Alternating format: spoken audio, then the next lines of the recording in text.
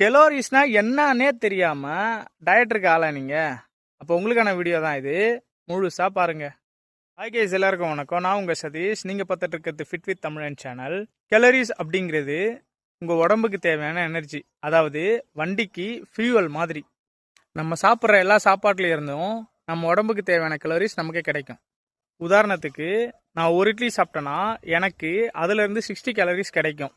அதுவே அந்த ஒரு இட்லியை ஒரு சட்னியோட சேர்த்து சாப்பிட்டேன்னா எனக்கு 130 கேலரிஸ் கிடைக்கும். இப்போ நான் சொன்னதுலேருந்து கேலரிஸ்னா என்னன்னு ஓரளவுக்கு உங்களுக்கு புரிஞ்சிருக்கும்.